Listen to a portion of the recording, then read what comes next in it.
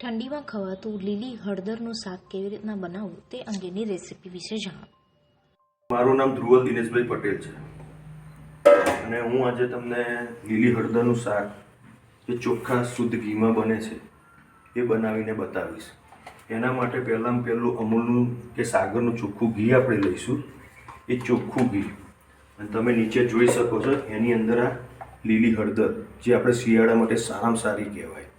એ હળદરને ઘીમાં આપણે ફ્રાય કરીશું.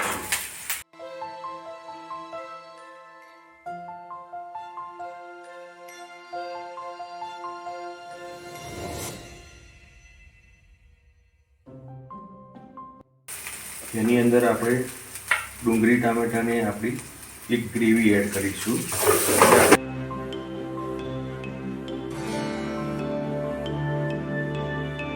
સ્વામિનારાયણ બનાવવું હોય તો ડુંગળીની જગ્યાએ તમે ટામેટાની અથવા સિંગદાણાની ગ્રેવી એડ કરી શકો છો.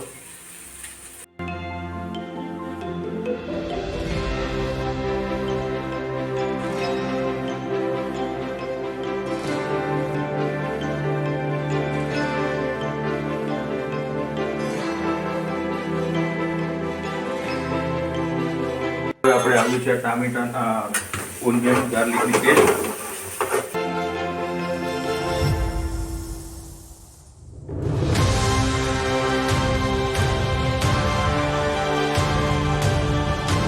હવે આપણે આ જે હળદર છે એ હળદરને કમ્પ્લીટ આપણે થોડું ધીમી આંચ પર એને ફ્રાય થવા દઈશું. એ ફ્રાય થયા પછી આપણે એની અંદર જે બીજું ટોપિંગમાં આપણે જે એડ કરવાનું છે એ કરીશું. સૌપ્રથમ આની અંદર હળદર જે ઘીમાં ચોખ્ખી જે શેકાવી જોઈએ ત્યાર પછી જ આપણે બીજું બધું એડ કરી શકીએ છીએ. અને હળદર હંમેશા ઘીમાં જ બનાવવામાં આવે. જો એને તેલમાં કે બીજી કોઈ બી ઓઇલમાં બનાવો તો એ તમને ગળામાં દુખે. અને હળદર શિયાળા માટેની સ્પેશિયલ જે વસ્તુ છે એ તમે ઘીમાં બનાવો તો જ શરીર માટે લાભદાયી અને ગુણકારી છે. બાકી તેલમાં તમે બનાવો તેનો કોઈ અર્થ રહેતો નથી. હવે એની અંદર સ્વાદ અનુસાર હું મીઠું નાખું છું, લાલ મરચું, કાશ્મીરી મરચું, ધાણા જીરું, કિચન કિંગ મસાલો, ગરમ મસાલો અને સેજ કહેવા જેટલું આપણી સાદી હળદરનો પાવડર. આ ફ્રાય થઈ ગયા પછી એની અંદર આપણે બનાવેલી છે ઘરની હોમમેડ જે ગ્રેવી છે એ ગ્રેવી એડ કરીશું. ત્યાર પછી એમાં લીલી ડુંગળી, લીલું લસણ,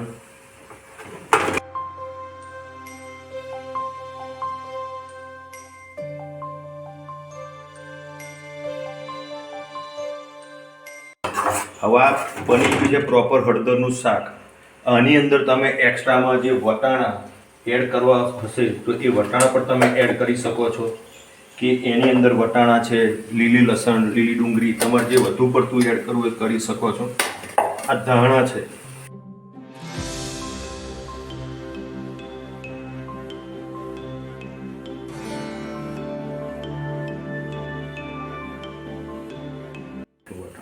આપણા લીલા વટાણા છે,